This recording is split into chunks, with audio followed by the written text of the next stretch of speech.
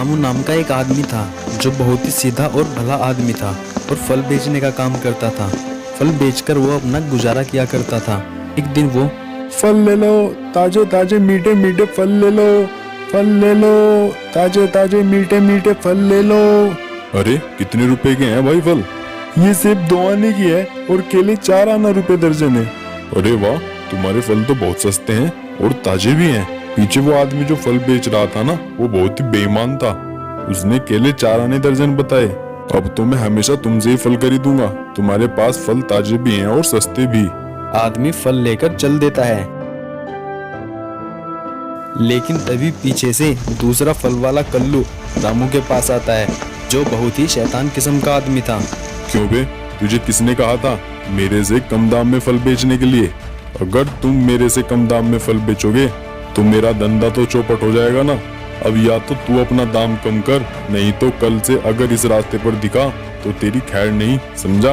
अरे कल्लू भाई, तुम मुझे फल बेचने से मना कैसे कर सकते हो? मुझे जितने में मुनाफा होगा मैं उतने में फल बेचूंगा ना। अब तुमने अपने फलों के दाम बढ़ा रखे हैं तो इसमें मेरी क्या गलती? मुझे मेरे फलों से इतना ही मुनाफा चाहिए। मैं कम मुनाफे में भी खुश हूँ। तुम्हें अपने फल बेचने हैं तो तुम अपना मुनाफा कम करो ना। ठीक है बेटा, कल यहाँ आकर दिखाना। कल दिखाता हूँ तुझे कि मैं क्या चीज हूँ। रामू अपने घर आ जाता है और अगले दिन रामू फिर से टोकरी सिर पर रखकर फल बेचने के लिए निकल पड़ता है। लेकिन आज कल्लू कुछ आदमियों के साथ उसका रास्ता रोक लेता है। क्यों बे रामू के बच्चे, तेरी समझ में नहीं आता? जब मैंने तुझे कहा था इस रास्ते पर दोबारा मत दिखना, तो क्यों दिखा? अब जो होगा उसका जिम्मेदार तू होगा। कल्लू भाई, ये ठीक नहीं है। तुम ये गलत कर रहे हो। तुम ऐसे किसी को भी फल बेचने से मना नहीं कर सकते। लगता है ये ऐसे नहीं मानेगा। इसके सारे फल गिरा दो और पीट पीट कर मार डालो इसे, तभी इसकी समझ में आएगा। उसके इशारे पर उसके सब आदमी उसके फल गिरा देते हैं और उसे पीट पीट कर बेहोश कर देते हैं। कुछ देर बाद जब रामू को होश आता है तो रामू धीरे धीरे अपने घर की तरफ चलने लगता है, लेकिन उसका पूरा शरीर पिटने की वजह से दर्द कर रहा था। उस पे ढंग से चला भी नहीं जा रहा था। जैसे तैसे वो जंगल तक पहुंच जाता है।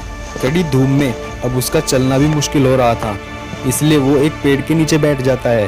तभी उसका ध्यान पेड़ के पीछे एक गुफा पर जाता है, जिससे एक तेज रोशनी हो रही थी।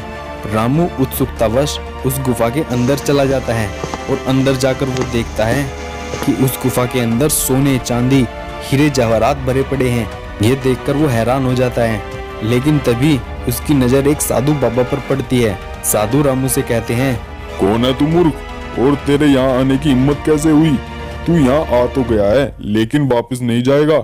तुझे मैं अपनी शक्ति से जलाकर भस्म कर दूंगा, ताकि तू किसी को भी इस गुफा के बारे में ना बता पाए। तभी रामू रोते हुए कहता है, रुकिए महाराज, मैं तो पहले से ही बहुत परेशान हूँ। मैं जानबूझकर इस गुफा में नहीं आया, बल्कि अनजाने में इस गुफा में प्रवेश कर गया। मुझे माफ कर दीजिए बाबा। परेशान? अरे तुम क्यों परेशान हो? क्या कारण है तुम्हारी परेशानी का, बताओ। रामू रोते रोते अपनी सारी बात साधु बाबा को बता देता है। साधु बाबा, कल्लू ने जबरदस्ती अपने आदमी से मुझे पिटवाकर मेरे सारे फल रास्ते में फेंक कर खराब करवा दिए। मेरे पास इतने पैसे भी नहीं है कि मैं और फल लाकर बेच सकूं। अब मैं क्या करूं साधु बाबा? तुम चिंता नहीं करो। तुम्हारी बात सुनकर मुझे समझ में आ गया कि तुम एक भले आदमी हो। अगर तुम इस गुफा से सोना चांदी लेकर जाना चाहते हो तो चले जाओ, लेकिन ध्यान रहे तुम्हारे पास सिर्फ एक मौका है।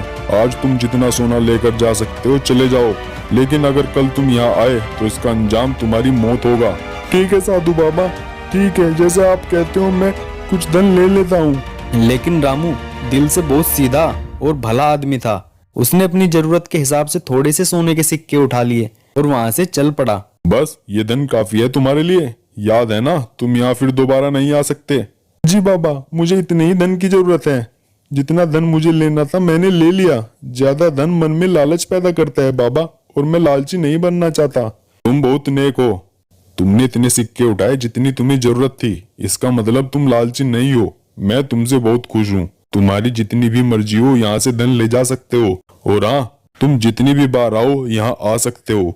मैं तुम्हें छूट देता हूँ। जी धन्यवाद साधु बाबा। और रामू वहाँ से कुछ सिक्के लेकर अपने घर आ जाता है। सबसे पहले रामू एक बड़ा सा घर खरीद लेता है और अपनी जरूरत की कुछ चीजें भी खरीद लेता है। लेकिन गांव में ये बात जंगल में आग की तरह फैल जाती है, कालू को जब ये बात पता चली तो वो बहुत हैरान हो गया। सुना है रामू ने नया घर ले लिया है और अच्छे अच्छे कपड़े पहनकर घूमता है। देखना पड़ेगा ऐसा कौन सा खजाना हाथ लग गया है जो वो इतना अमीर हो गया है। कल्लू रामू के पीछे लग जाता है और उसकी हर बात की निगरानी करने लगता है। जो सोने के सिक्के मैं लाया था वो तो घर लेने में ही खत्म हो गए। अब मुझे और सिक्कों की जरूरत पड़ेगी। लगता है साधु बाबा के पास फिर से जाना पड़ेगा। उसकी ये बात कल्लू छुपकर सुन लेता है।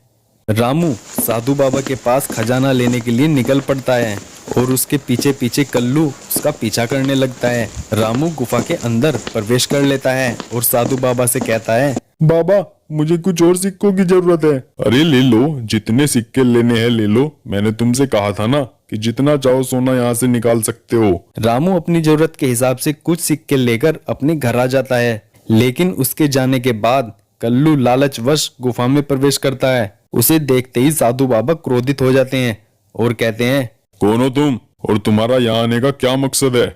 मुझे खजाना चाहिए बाबा, खजाना। मुझे ये सारा खजाना चाहिए। अच्छा तो तुम्हें खजाना चाहिए, तो ये लो खजाना।